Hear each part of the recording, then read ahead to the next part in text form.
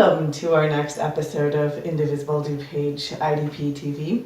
We're here with Barbara Omeara, who's running for Naperville City Council. So, hi, Barbara Omeara, punch 9 and 10. Got that? Okay. Hi, Barb. So what brings you to running? Oh. Certain things happen at certain times in your life, and then there's an election that destroys everything you've worked for. So you volunteer, you walk, you march, you say, how can I serve? How can I do what's best for where I live?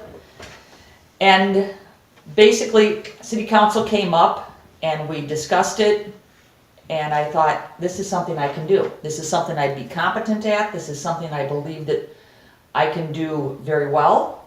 And I believe more women need to be running for office so that we get our voices out there. Okay. And that brought me to run for Naperville City Council. Great. That sounds wonderful. So what is it that you plan on doing when you get elected? When we've been out there and we've been talking with the people in the residents of Naperville, there's 3 big developments going on in Naperville right now. 5th Avenue Station, the Polo Club grounds, and Wagner Farms. Almost everybody knows one of those is happening. And nobody seems to be happy with the way those are going.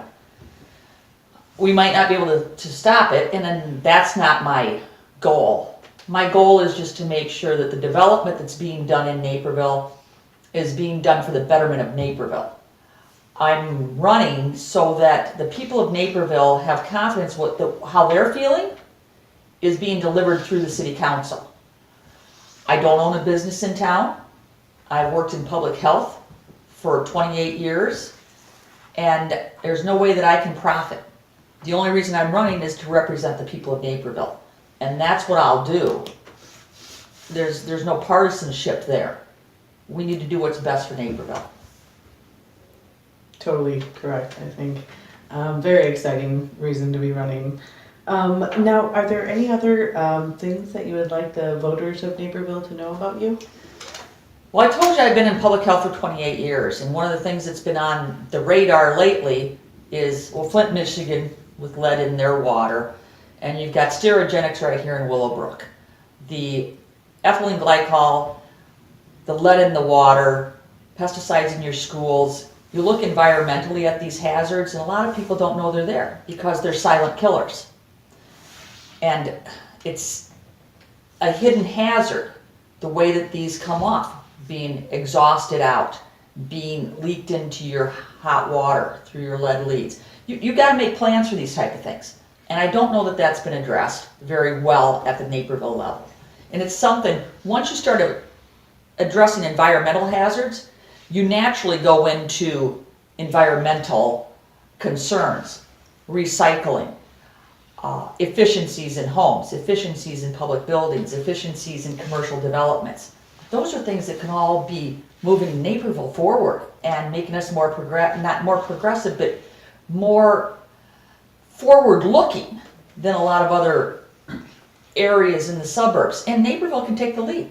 I mean, we're a city. We're not just a suburb. We're a city, and we've got the wherewithal where we can develop things like this. I think we should be looking at solar and wind, and maybe not grants, but trying to find, are there grants out there? Is there a way for Naperville to assist their residents in trying to do more things environmentally sound? And I think there's ways to do that. I think it's the most important thing here for people to know is that I'm willing to represent the people that live here. And I think that's the main thing. I'm from a small town. I grew up in a small town, and in a small town you have divisions. You've got people that are one way or the other, but you learn really quickly you have to get along and you have to work together for the betterment of the town. And I think that's something that we can do in Naperville. I don't think that needs to be a division here. We're working for what's better for Naperville, not what's better for one side or the other, because this is local politics, and this is just making the place that we live a better place to live. That's wonderful. I'm super excited for you to have the opportunity to be elected and do that. So thank you for coming and chatting with us. Let me add one more thing. Yes. I have a cohort, Nancy Turner, who's also running. And I say punch 9 and 10 because that's our number on the ballot. And for you millennials, if you don't know what punch means, it means color in the little dot. Because we used to punch through it until the Hanging Chad episode. So punch 9 and 10, Nancy Turner, Barbara Omeara, two women who want to do what's right for the citizens of Naperville. Wonderful. Well, thank you for coming and joining us and talking with us today at IDP. Diane, thanks for having me. This is great. Great. Well, we'll see you around, I'm sure. And You'll see me on City Council of Naperville. Exactly. What was I thinking? So voting starts on February 21st and ends on April 2nd, and you can even same day register. Thank you very much and have a lovely day. Thanks for your time.